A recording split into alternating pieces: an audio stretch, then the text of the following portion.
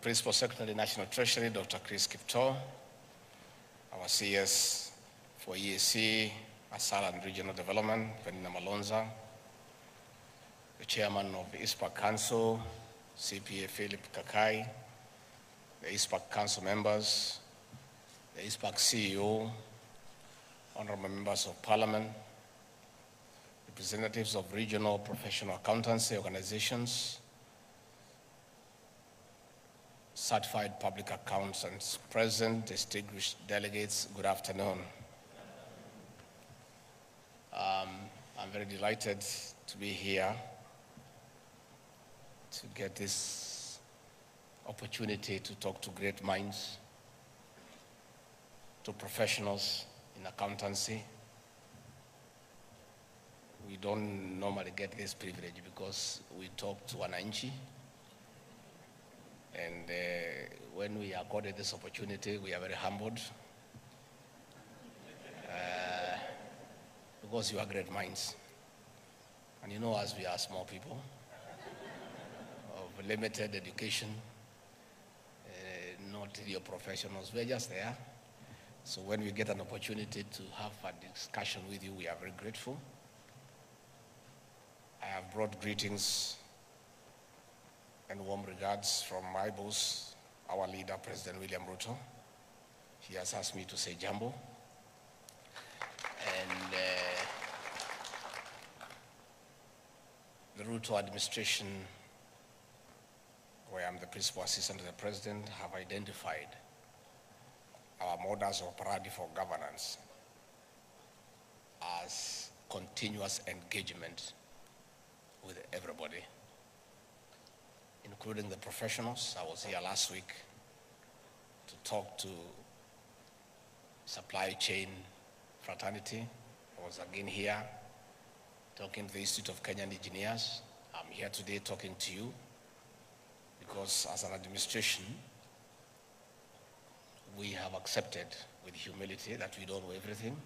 In fact, we know very little, and we need to enrich our thinking by continuously engaging those who know much more than we do. The president is on record stating clearly that a good idea must give room to a better idea, and a better idea ultimately must and should give room to the best idea. This will only happen when people engage. We listen to you, you listen to us, we borrow from the best practices, we have a convergence, we put our minds together, and together we agree what is good for our country. It is therefore very gratifying for me to be here this afternoon to say a few things that have been written to me by my team, and then I can speak a little from my heart. The Accountancy Fraternity holds the 40th annual seminar, second edition, of the Institute of Certified Public Accountants of Kenya, a year into the implementation of the Kenya Kwanza plan. It is also a time that the government is taking a raft of measures, including reforming the tax regime to meet the financial demands of service delivery and development. With collection of more taxes to fund various projects, the need for enhanced transparency and accountability sets in. This meeting, therefore, is timely and essential, not only to ISPAC, but also to our administration. We need an accountable profession that will sow and instill confidence among Kenyans on how their taxes are spent. We appreciate that ISPAC has pronounced itself on a number of issues related to revenue collection, especially what you term as double taxation and capping on maximum tax. This is an important aspect of protecting public interest. The Ruto administration welcomes such pronouncements from professionals because they elicit public awareness, discussions, and dialogue. This allows us to align our position for a people-centered approach to government policy and other undertakings. In this way, esteemed accountants, you are shaping and contributing to good governance. While it is commendable receiving advice and recommendations on matters concerning public finance, we rely on your members who serve as accountants and auditors for accountability in the use of public resources. Whether in procurement and supply chain or preparation of books of accounts, members of your profession come in handy. You hold office in public trust to execute duties of ensuring prudent use of public resources. Accountants, auditors, and other professionals at ISPAC are doing a splendid job in serving our nation. And I want to say 95% of your members are good people. Very good people, patriotic Kenyans, and good professionals. I cannot say the same of the 5%. You know, you are aware there is a huge public perception of the report by Ethics and Anti-Corruption Commission that indicates that 21.1% of accountants and auditors are involved in corruption. Such elements are soiling the profession in unethical conduct. They collude and connive with other people in embezzlement. They do what is called smart accounting, computer errors, typographical errors, clerical errors, as such to cheat the system and steal. Thus, the same person holding office in public trust violates the Constitution, professional code of conduct, and other regulations. I can confidently say that in most corruption cases, at the tail end, someone from the profession is involved directly or indirectly. With such smart accounting and compromise practices, public trust in the profession is ruined. This directly and negatively impacts organizational service delivery. At national scale, it means the public will not get value for money, more so in our development projects. This is a concern we share with you 1 year into office. And I'm happy your chairman raised it, that perception.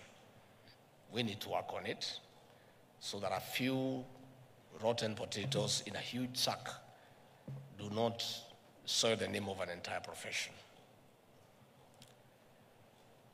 Dear accountants, delivery at the 5 pillars of the Kenya Kwanza plan will be in jeopardy with dismal or no support from ISPAC and other professional bodies. Our participation, therefore, in such seminars and high-level meetings is not merely ceremonial. We are making a serious statement that we are partners in public service. It is an invitation to work with us in cultivating and nurturing transparency and accountability in service delivery. And most importantly, implementation of the Kenya Kwanza plan through the bottom-up economic transformation agenda. This is what we saw to Kenyans, and they bought it by voting us into office.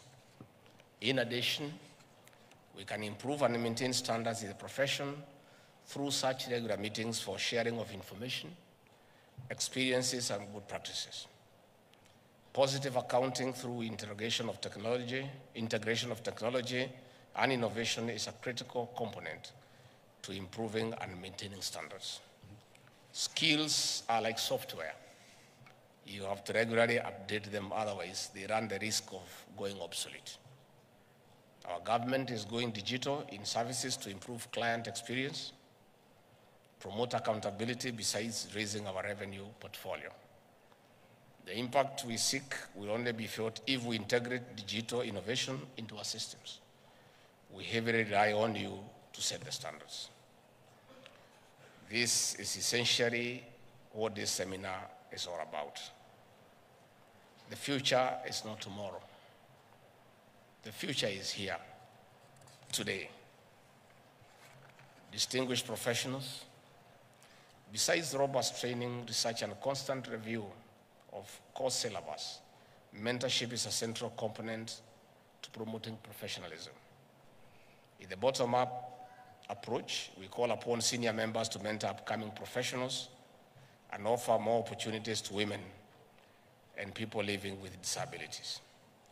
This will help us grow a multi-skilled profession that is highly inclusive and multi-talented. On this note, I wish you fruitful deliberations and look forward to a strong and better profession ready to strategically support the government in full implementation of the bottom-up economic transformation agenda. To this end, it is my honor and privilege to declare the second edition of the 40th annual seminar of the Institute of Certified Public Accountants of Kenya officially open. Asante sana. Hii watu yangu wanaandika Kisungu mingi, lakini ni sawa tu. So I just wanted to say that to add a few things on the issues that you have raised. I've told you we are very happy to come and engage you. And I've listened to you very carefully, and I'm very excited. I had a short session with your leadership before we came here. And they raised several issues that are very pertinent. And they have offered to partner with us on your behalf to make a better Kenya. They have told us that they know, as everybody does, that we have a huge tax burden, and your institute is ready to help us in debt management. You are welcome. I've told the PS to create a forum as early as next week when you come back to Nairobi. If you want to take a rest from Mombasa for a week, it's still okay. And you engage the CS and the PS and the experts at the National Treasury on what you think we can do in managing public debt.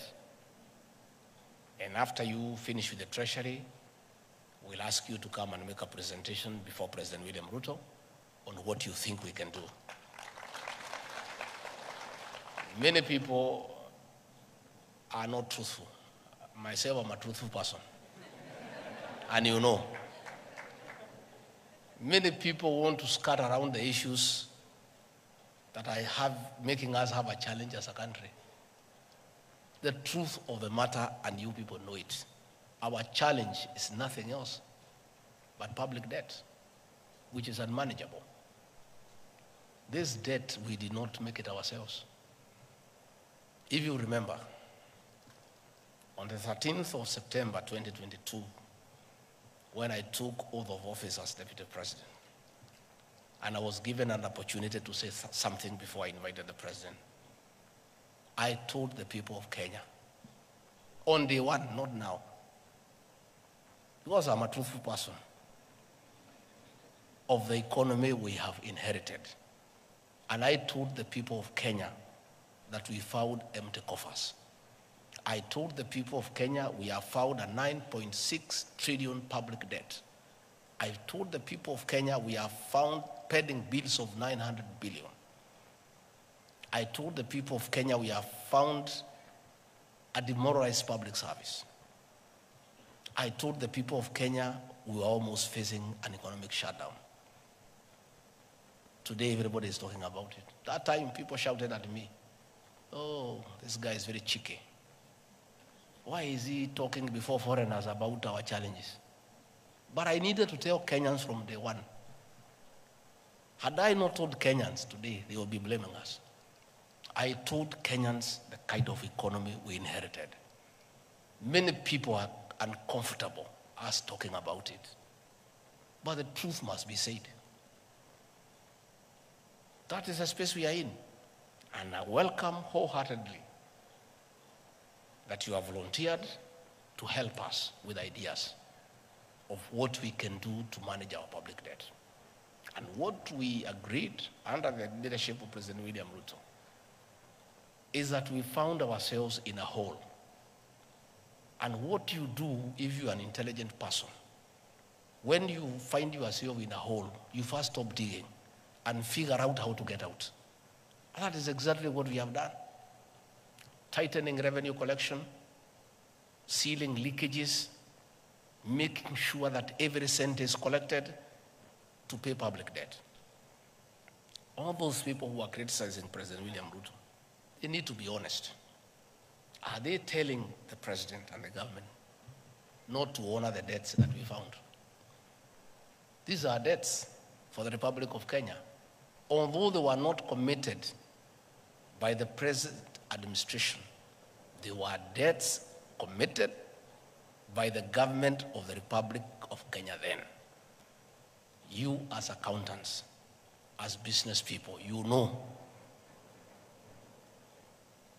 in simple bookkeeping, there are assets and liabilities. We inherited the assets. State House, my office, vehicles. Fair enough. What about the liabilities? We inherited them too. Huge public debt, 9.6 trillion. 900 billion pending bills. Eurobond, 2 billion. Accruing interest between 12 to almost 16%. Those debts must be paid, and they'll be paid by the people of Kenya, not by William Ruto or Gachagua. It is the people of Kenya. Us being part of Kenya will pay through paying taxes. These people shouting left, right, and center telling us to default so that we can be blacklisted as a banana republic. Are they telling us not to pay the Eurobond? Are they telling us not to pay what we owe the local banks? We want them to come and tell us. Don't just shout. Offer a solution. These debts are on record. We did not borrow as we were in the forest. William Ruto alikuwa ametengwa nje, he was not attending cabinet. He was not attending the National Security Council. He was not part of committing the country to those debts. But he is the President of the Republic of Kenya. He inherited those debts. He has to figure out how they have to be paid. And we are inviting you, good people, to help us with ideas of what we do, how we can go about it, how do we avoid them in future. Through continuous engagement, through bilateral and multilateral diplomacy, the President has traveled around the country, the world, engaging multilateral leaders, the IMF, the World Bank, key partners, the United States, the People's Republic of China. Currently, he has just left Germany for France to see how we partner with the world to get us out of the mess we are in. And it has started to pay. Yesterday, the World Bank made a huge pronouncement of $12 billion in the next 3 years. Concessional loan on very low interest, as opposed to trying to borrow money here from local banks. The IMF, 4 days ago, made a similar announcement of a huge intervention. We have public roads that have all stalled. We need to get the contractors back on site. We have to get this money somehow. We did not create this situation. We found it. And they are uncomfortable when we say that's the situation we found. What do they want us to say? You people know, you manage companies. You know, you look at the state of the books when you take over a company. You take a company that is in the red, you know what to do with it. You take a going concern, you know what to do with it. But us, we didn't have a choice. Kenya is ours. We took it the way it was because this is our country. If we had a choice, we would have looked for another company, not Kenya. Because of the huge debt portfolio through irresponsible borrowing. when we tell the story, because we are going to tell the story, people will be shocked. How $2 billion US was taken from the central bank and put in a private bank that is responsible for the situation we are in, the weakening of the shilling. And people want to sit there, and we know what they did. And we had said, let bygones be bygones. But there's a good discussion. We are going to have a good discussion. We are putting the figures into place, who took what and where, so that the people of Kenya can know why we are in this shit and this mess. To be fair to everybody, how do people expect a government to fix a 10-year mess in 1 year? A mess of 10 years. Through state capture, conflict of interest, outright theft of public resources, irresponsible borrowing, misuse of public funds, misapplication of funds into useless legacy projects. And here we are. We must be truthful to the people of Kenya, because it's important that we be truthful to the people of Kenya. And when the people of Kenya finally know the truth, they will make a judgment, an assessment on who is right and who is wrong. But what I can assure you, the president and the rest of us are determined to fix this economy, and this economy, we shall fix it. And there are good signs. And signs are, last year, for the first time in 8 years, at the closure of financial year at midnight on June 30th, we had given every cent owed to the county governments. And previously, we had arrears of 5 to 6 months for county governments, for years. By the closure of financial year on June 30th, we had disbursed the last coin to the constituency development funds. For the first time, we have no arrears for our elderly men and women for their monthly stipend. We found an arrears for 8 months for those senior citizens who need that 2,000 to buy drugs, to buy food. We have cleared all that. Today, they get their stipend before civil servants are paid. And we have said, let anybody who has an idea on how to fix this economy come and talk to us. I want, on behalf of the president, to welcome you as ISPAC. Come and talk to our people at the National Treasury, and we'll ask you to talk to the president, and all of us are aligned. This is our country, and as I said, we don't know everything. If you have better ideas than we have, this is our country. We have no other country. Please come and talk to us, and whatever you advise us, if it's prudent, if it can get us out of the quagmire that we find ourselves in, we shall say asante sana. So please, you are most welcome. I've heard you talk about pending bills. It's true. The president, in his wisdom, has put a committee where your members are represented, led by Uhuru, former Auditor General, an eminent Kenyan, another group of very eminent professionals. I saw them when the president was inaugurating the team. Men and women of integrity to scrutinize, verify, and validate pending bills so that those that are payable we can pay, and put that history of pending bills behind us. We saw many Kenyans lose their homes. We saw families break up.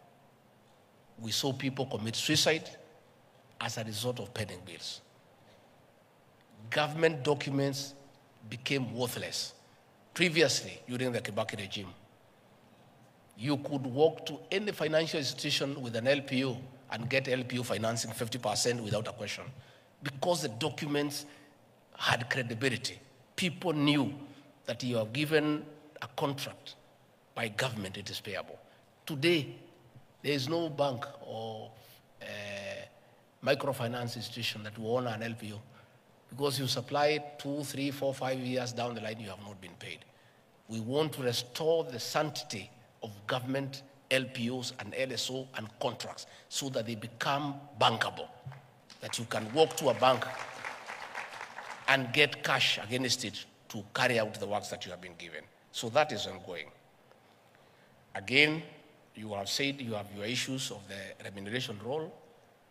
You have explained to me there and here, and what we have agreed, I'll create the framework. My office has been tasked by the President the responsibility of coordinating constitutional commissions and independent offices.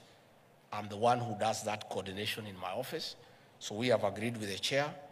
I'll call that forum for you. The Attorney General and no other people involved, we begin that conversation so that, like your counterparts, the lawyers and other professionals, you can have your own remuneration role. Lakini msiweke pesa mingi sana, mlipiche kidogo. There is too much competition. Even these lawyers, I can tell you, because some of us wafanyi biashara pia, hatuwalipi ile iko kwa hiyo role. Tuna negotiate because mawakili ni wengi sana. Tusema wewe ni ngapi, wewe ni ngapi, wewe ni ngapi, wanashindana inateremuka.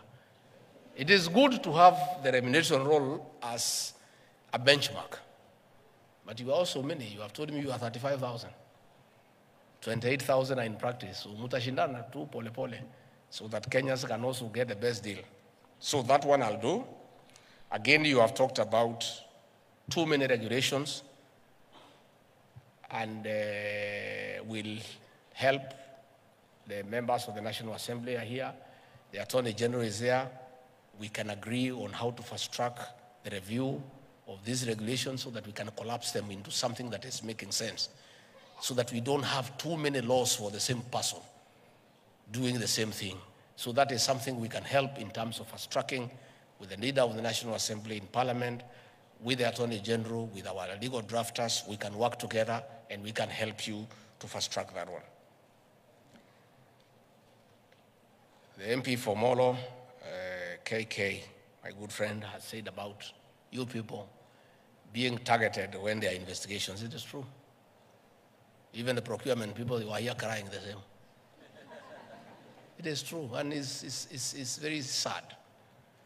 And I said, and I want once more to reiterate to ACC and DCI, please hire professionals to be your investigators.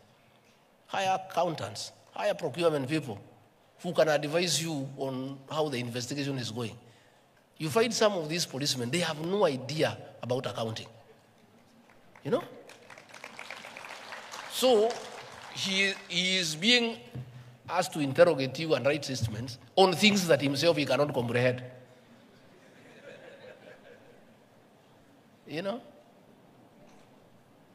I from a personal experience on how absurd our investigative agencies can be when they are investigating complex matters beyond their pay grade. When we were fighting to come to government, and the previous government targeted me for persecution because of my political stand, which was very firm, and decided to try to blackmail me to change my stand. They sent CID officers all over my life to look around my life for 50 years and turn it around and see whether they can get something. So I had put some money in a microfinance for 8 years. Fixed deposit, 200 million. Money I had earned through hard work, saved, put 200 million, and through good advice by accountants, told me, put this money in the fixed deposit and live for the interest. And I stopped working. I put it, I negotiated for 13%. And every month I was getting 1.9 million, which is money actually I did not need. It's too much. 1.9 million is too much for one person. So I was living on the interest. I give a little to Pastor Dorcas. You know, she's a pastor, she doesn't need a lot of money. So, ingine kidogo, mimi nakula na marafiki. ingine napeleka kwa siasa kidogo kidogo. So this money is in my personal account. I put it on a core deposit for 3 months. So every 3 months, it leaves my personal account, goes to a suspense account. It stays there. At the end of the 3 months, inarudishwa yote pamoja na interest. I remain with the interest. I reinvest it back. So that movement back and forth, 4 times a year, a corporal in police said, I have 800 million every year that is coming to the account. You know, that movement back and forth. So they calculated for 8 years, they said it's 12.4 billion. And they put up a case of 12.4 billion. And it's the same amount of money. The only 200 is the only money. There is no other money. Movement of back and forth, back and forth, back and forth. So yeye anaangalia pale, mwisho pale, at the end pale. Hey, they calculated, they say this man, in 8 years, he has gotten 12.4 billion. He needs to say where this money has come from. But it was the same 200 million. I tried to explain to him, huyo mjinga hawezi shika, hawezi elewa. But if they had an accountant or a banker in that bank, tungefika hapo kweli? It's just a rollover. We are trying to tell them what is a rollover. Anasema, hiyo ni nini? Hawezi shika. And that is where you have found accountants have been called to record statement. The fellow recording cannot understand what is it that you are saying.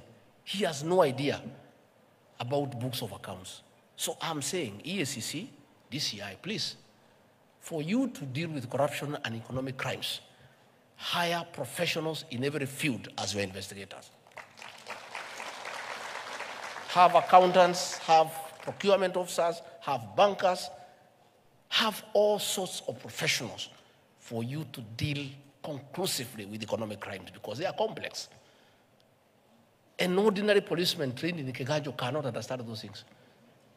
And I want to say now that we have agreed on police reforms, we have agreed that we'll have a cadet entry so that we attract professionals. So that you enter at the level of an inspector when you are professional. I want to encourage professionals across the country. When we implement that reform and there's a recruitment, please, accountants, come to the police force as a direct cadet and come and help these people to deal with issues that are complex. Au wengine wafanye kazi hii ya kawaida. Ya kushika wewe, kuweka wewe pingu, kutoa wewe, hiyo wafanye. Lakini ingine hii ni mambo ngumu hii. These are difficult issues. Even ourselves, and we are graduates, we are not able to understand those things. So that's why we hire accountants to advise us. That's why we hire lawyers to advise us, because you are not good at that profession. So to avoid this harassment of professionals by police, let us bring in professionals in the investigation agencies and things will be okay. Finally, you are aware, we want to privatize all non-profit making state corporations so that we can give them to you people because you are the one who knows how to do business. The work of government is not to do business, PS. Our work is to give services. If you look at the sugar sector in Western Kenya, there are several factories, some are state-owned, others are private. The soil is the same. The environment is the same. The farmers are the same. The prices are the same. The only difference, some are managed by government officials, others are private. Moroni, Mumias, Nzoia, Chemiril, managed by public servants, all dead. Butali, West Kenya, managed by the private sector, making profit. Why does government want to do business? That's not our work. Our work is to build roads, to provide security, to give health services. Let us leave business to the private sector so that the people who know how to run investments can do it professionally. So very soon, we are finalizing on the law. All these companies will be up for sale. Nyinyi muko na pesa, mununue, and you run them. And you run them profitably. It's good for the country because once they are profitable, we shall collect corporate tax. We shall collect pay as you earn. So that we can work efficiently. But we have no business as a government to put more money into non-profit making organizations. It is unwise. It's actually foolish to do so. And with this cannot continue. These are some of the hard decisions the president has to make. And the test of leadership, not just in Africa but in the world, is the ability for a leader to make hard decisions for his country. These decisions may look unpopular for now. For now. Because they are hard decisions. But in another 24 months, people will say these were the right decisions. Because hard decisions must be made. There is no other way of turning around this economy. And if we don't make hard decisions, we'll all get into problems. Technology is the way to go. We have started ourselves as a government. We have digitized all our services.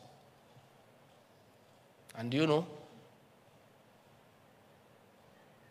everything was being stolen. People had their own receipt books. Kwa National Park, mtu wako na receipt yake. Analipisha, anapeana receipt, anaweka pesa kwa mfuko. Before we digitized all our services, we were collecting 60 million a day. After we did, we are collecting every day 350 million. 600% increase. The 290 million ilikuwa naenda kwa mifuko ya wanaume. And there was a lot of resistance. There was a lot of resistance. And we said, if you cannot agree that we digitize our services, we pay through one pay bill number, utembee uende nyumbani. We are now at 350, and our progression, when we look at the full potential, in another 3 months, we'll be able to collect $1 billion every day for this country. So let everybody embrace digitization of government services. Na wengi hata wamewacha kazi. Because they were not living on the salary, they were living on collecting money in cash. So that one is going to continue because there is no other way of going about it.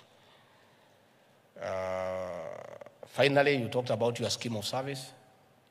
Those who are in the public sector, we are willing to have that conversation. I'm in charge of public sector reforms.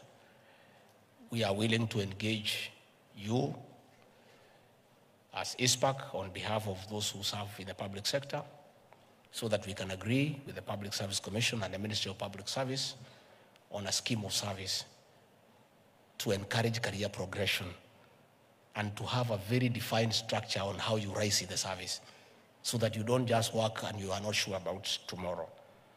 So if we were able to do that, I think things should be able. Finally, I was very happy to note that 60% of your membership are our women. Pongezi, congratulations. You know, accountants are very important people because the issue of integrity and being honest is very important. So I'm very happy that 60% are women because most women are very honest.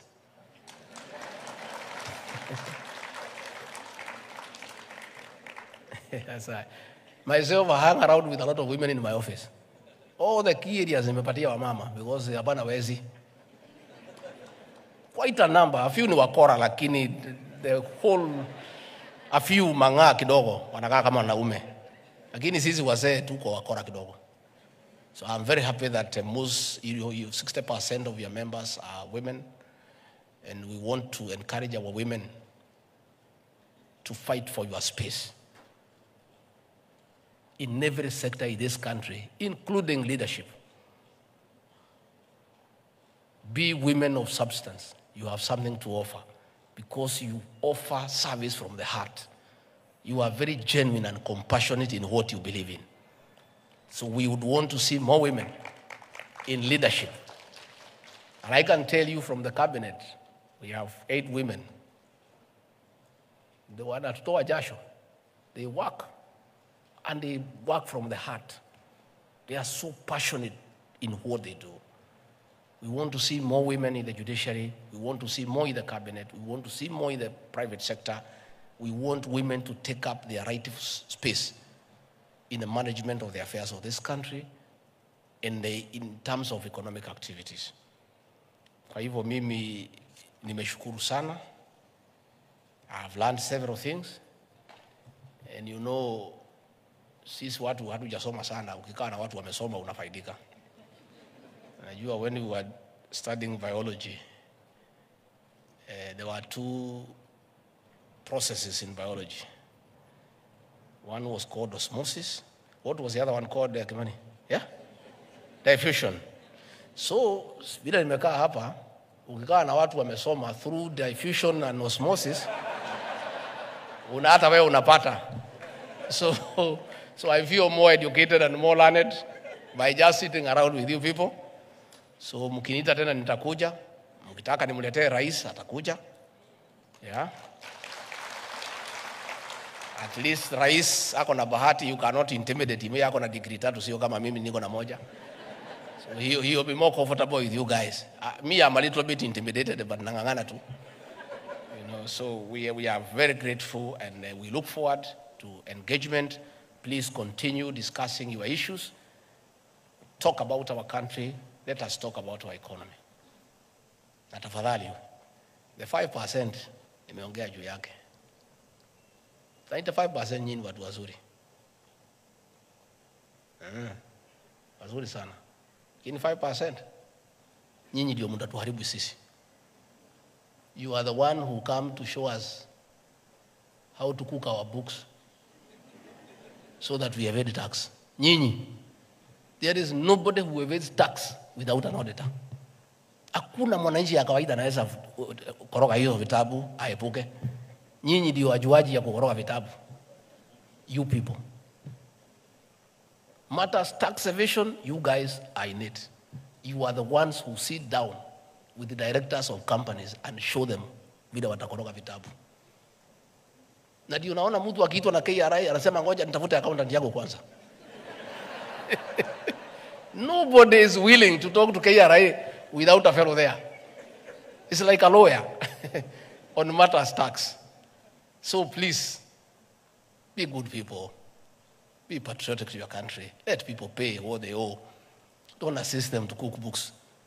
You know, let them just pay what is due so that we can build roads, we can buy medicine, we can build more hospitals, we can take care of the senior citizens, and we can do all the other things that we need to do by the tax we have collected. And ourselves on our part, we have committed to make sure that the taxes are used for the purpose for which they have been collected.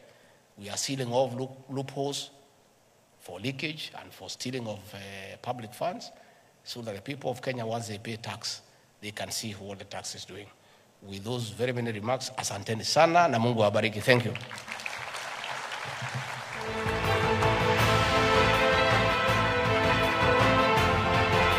Sisa kindly remain on the dais for a brief photo session flanked by the CSP.